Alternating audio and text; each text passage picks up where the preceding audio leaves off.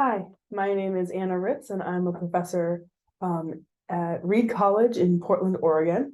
I'm presenting a poster in collaboration with a team at University of Wisconsin-Madison, led by Anthony Gitter, who's also affiliated with the Mortgage Institute for Research. Together, we are presenting SPRAS, a workflow for streamlining network-based pathway reconstruction of omic data.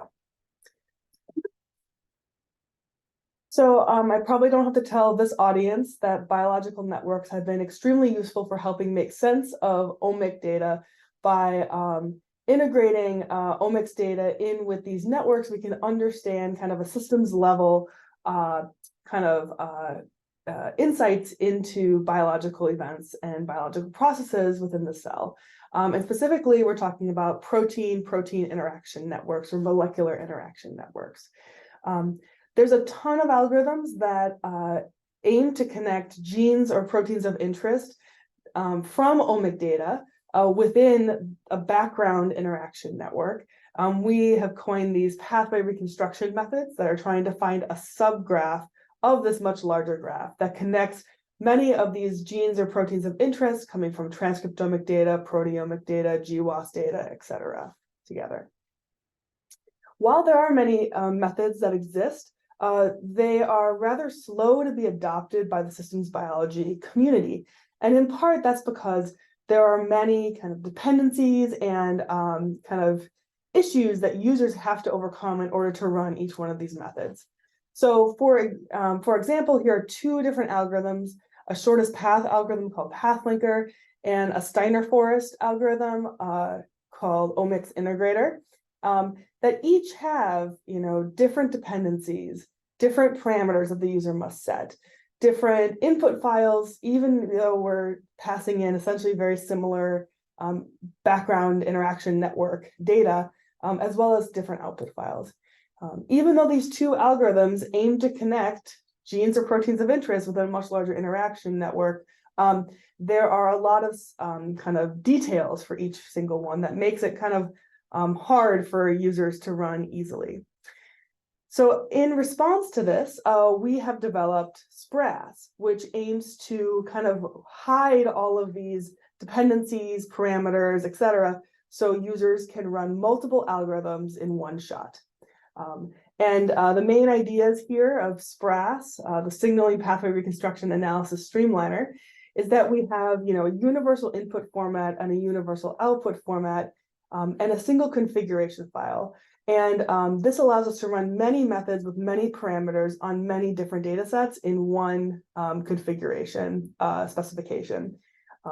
Each algorithm, each pathway reconstruction algorithm is wrapped in its own container, which can be run using Docker or Singularity.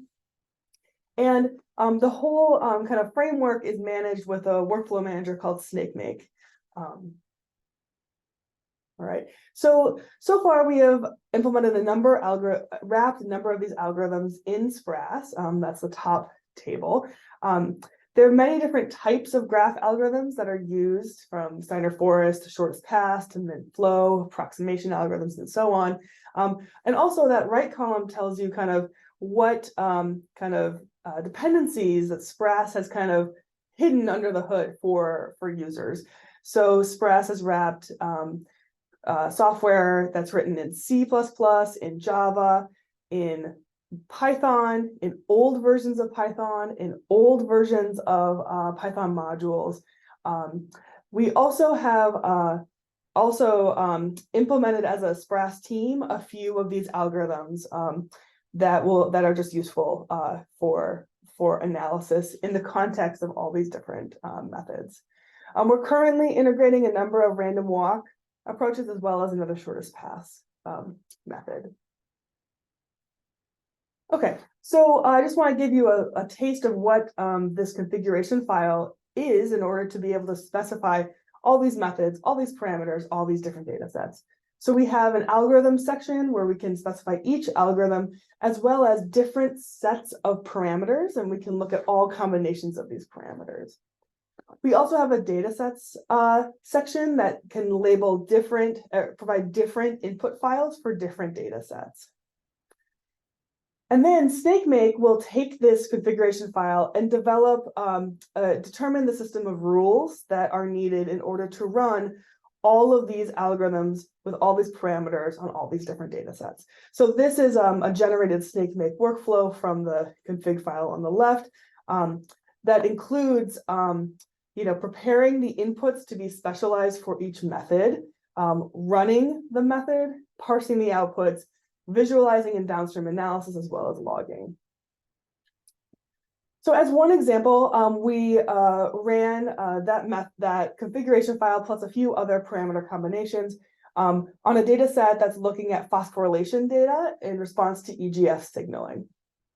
So this is just an example of 4 different networks generated by 2 algorithms, omics integrator on the left and pathlinker on the right, with different parameter combinations that are giving us small networks on top as well as much larger networks on the bottom.